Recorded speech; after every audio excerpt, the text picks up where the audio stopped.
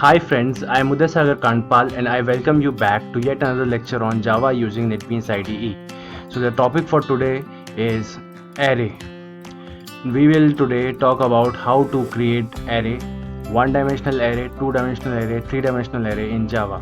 We have already used an array, a single-dimensional or one-dimensional array in previous lecture when we were creating stacks and queues. So today we will talk about the basics of array. So array is our contiguous data segment in the memory or the RAM. So before we begin, let me ask all my new viewers to please subscribe to my channel, to please comment on my video, to please like my video, to please share my video, and also press the bell icon for notifications. So let us start. So let's create a Java class called array demo.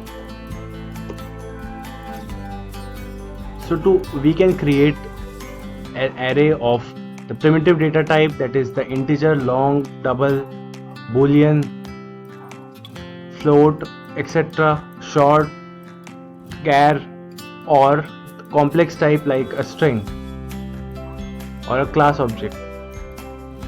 So we will talk about primitive data types right now. So let's create an int array 1 d. We can write it like this, equals to new int. Now this will throw an error. This will throw an error because we want to decide on the size of the array, and by this signature we are not able to decide the size of the array.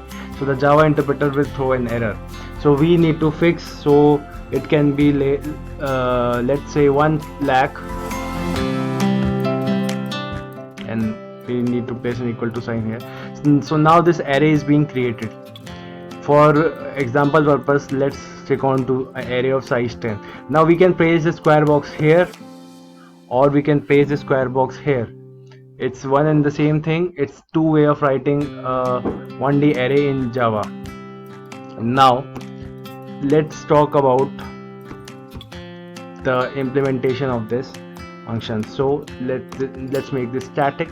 Now let's initialize this array for int I equals to 0, I smaller than 10, I plus plus, the loop. And now let's initialize array 1d I equals to I, and now let's print this again. So let's now create the printing code of the array. So let's write s out and print the array 1d I. Now let's print. So it has printed 0, 1, 2, 3, 4, 5, 6, 7, 8, 9. So the array is able to store multiple items in a same variable. So this is what an array can do. We need to just remove the ln here, and now let's print a space. So now it is printing on the same line, and let's print a new line to print the build successful line. So now we are able to print the array in one line. So this is how we can do an array. We can also initialize, rather than doing this we can comment this out, and we can also initialize an array like this. If we do not need to put the size of an array here, we can just simply initialize an array like this by printing or by typing two brackets outside the array. It will create an array of size 0. So for creating an array of size 1 we need to put one element. So 2, 3, 4, 5, 6, 7, 8, 9 and 10.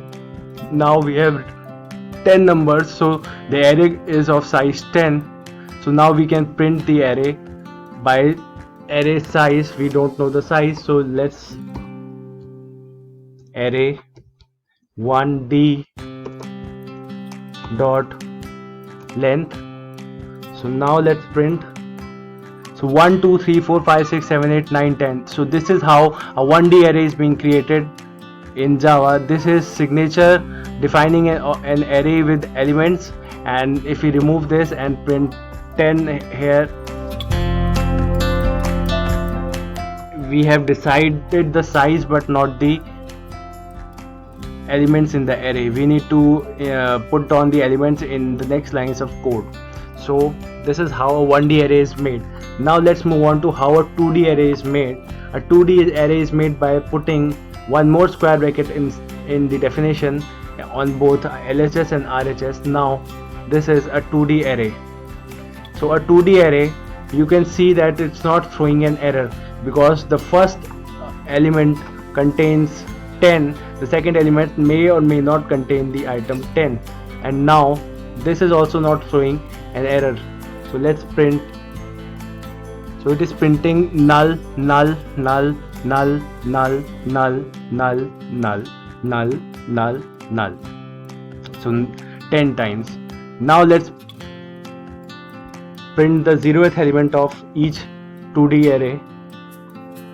Now it's throwing an exception because the size of the 2D array is not defined.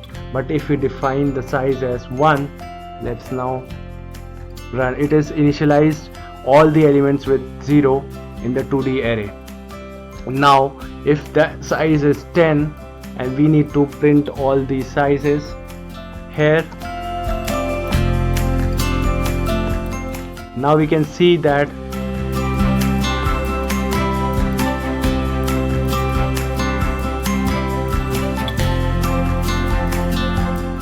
just wait a minute, let me initialize it with J, J and J, and now J, and after each line let's print a new line.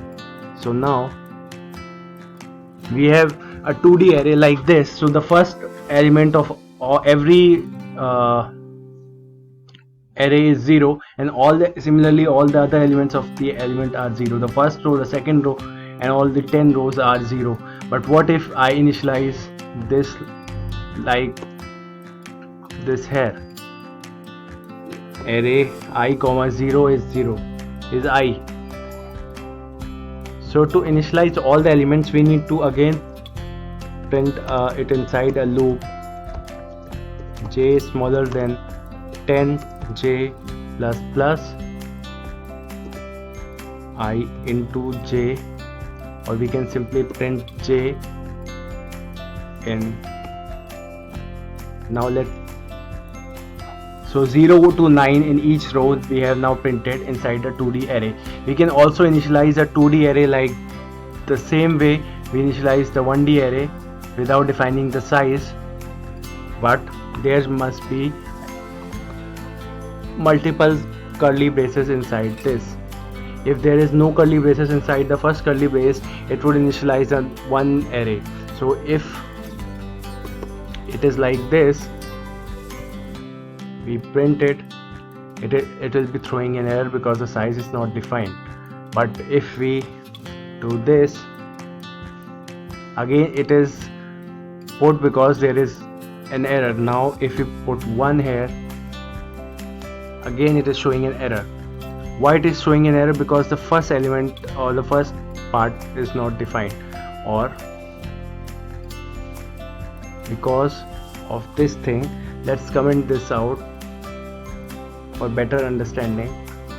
Now let's again check each thing.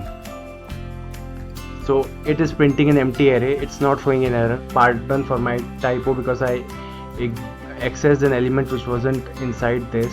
Now if I place this curly bracket, it has printed 2 lines because it is taking it as 2 elements. And now let's put 1 and 1 over here. So 1 and 1 is being printed in 2, and now 1 comma 2. So an array is printed like this. The array size or the row size for each row is different. That means there can be different columns in each rows. so it's dynamic. And similarly, for a 3D array, we can create a 3D array by placing 2 square brackets over here or 3 square brackets over here, and now fixing the size. So now if we run this, it is throwing an error because this is not defined. We need to define this. Now it will print. So the last array, the last part of the array may or may not be defined, but the first array must be defined. If I just access the ith element to print the ith element and remove the 10th index, the 10 from the signature, it is still throwing an error because I am accessing the array I, but the last element or the second element is not defined. But if I do this, it is printing an array. That means Java allows the last signature. If the array is more than 1D array, it allows the last signature at least one is allowed, one array size should be defined. But if it's a 2D array, we can define the first size and leave the second size, and if it's a 3D array, we need to define the first and the second size and leave the third size for the Java to guess. So that's it for today. Hope you like my lecture. Thanks for watching. Bye bye.